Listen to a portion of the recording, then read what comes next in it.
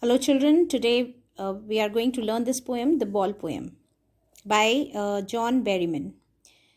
John Berryman was an American poet and a scholar. He won a Pulitzer Prize as well as National Book Award. Now, this poem uh, is all about the losses and the responsibilities towards our possessions. Okay, a boy loses a ball. He is very upset. A ball doesn't cost much, nor is it difficult to buy another ball. But why then is the boy so upset? Read the poem to see what the poet thinks has been lost and what the boy has to learn from the experience of losing something. Now, this poem is about losing something that you love and learning to grow up.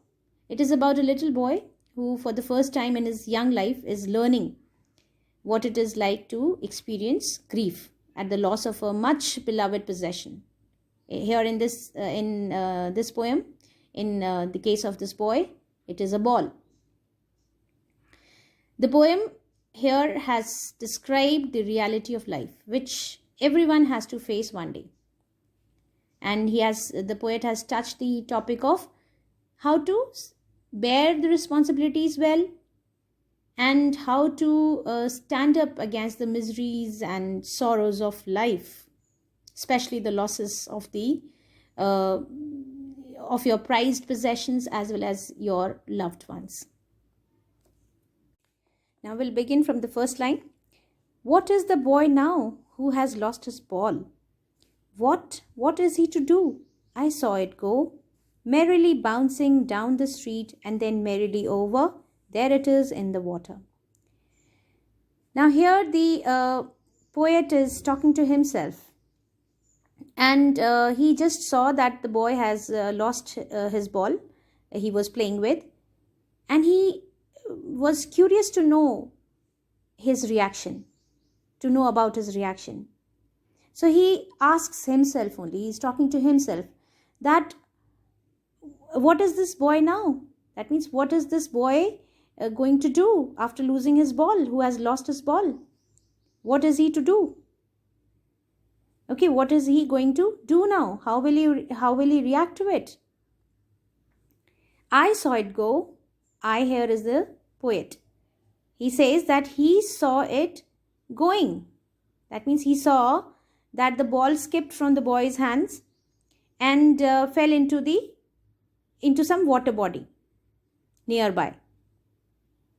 Okay, merrily bouncing down the street. Merrily means happily. Now the ball actually bounced down the street. Ball cannot be happy, but here the ball has been personified as if it was looking happy, jumping up and down. So merrily means, merrily here refers to which poetic device? Personification.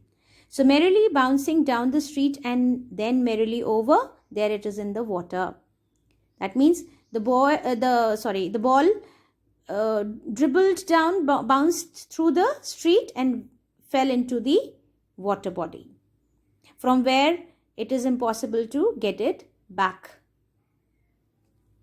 No use to say, oh, there are other balls.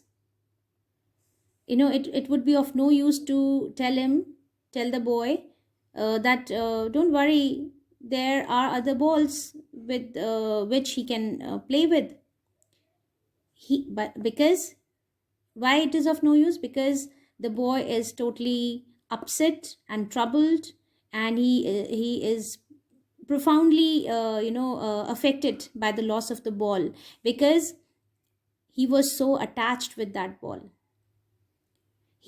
Some of the memories were linked with that ball, so no other balls can replace the ball which has gone into the water. So no use to say, oh, there are other balls. Okay, an ultimate shaking grief fixes the boy as he stands rigid, trembling, staring down.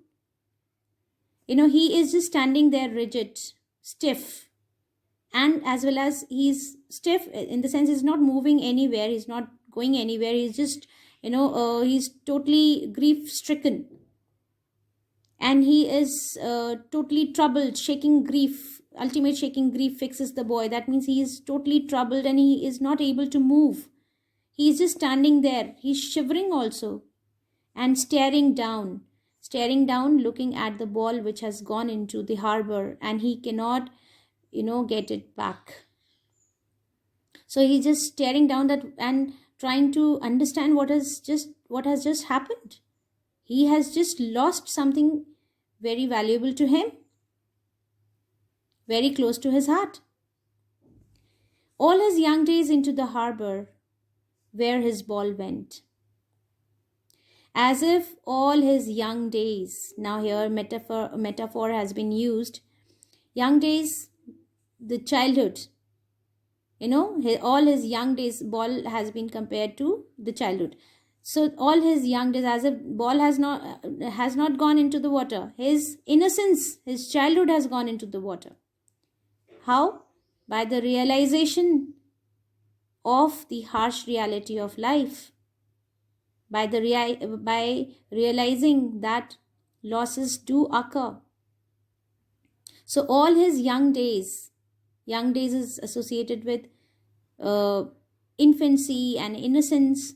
So all his young days into the harbor where his ball went. That means with the ball, his innocence, his infancy, his childhood has also gone. So here the poet says that the boy could be given a new ball, or he could be consoled by letting him, know that he may get new balls. But it would be of no use, because the new ball will not be able to bring back all the memories and emotions attached to the lost ball.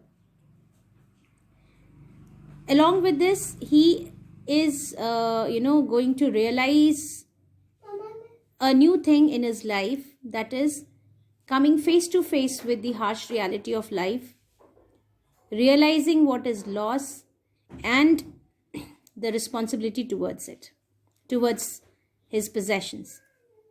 I would not intrude on him. A dime another ball is worthless. Now he senses first responsibility in a world of possessions. Now here the poet says that he would not like to intervene in this situation. Though, another ball can be bought, which could be very cheap, just a dime. It will cost just a dime. That means just 10 cents, very little amount. But it is of no use. It is worthless. Doing that would be worthless. Now he senses first responsibility in a world of possessions. The boy is learning something new through this experience. The boy is learning the meaning of loss on his own. And now he is able to understand the first sense of responsibility of his life. In a world of possessions, that means in a world which is materialistic, where we have many things collected and possessed by us, and it is our responsibility to take care of those possessions, otherwise we may lose them. And with every possession we get associated in in different manner. We create memories with such possessions. Possessions can be just materialistic as well as relationships, our loved ones also. So he has understood this responsibility towards his possessions for the first time, which he should learn. That's a sign of growing up.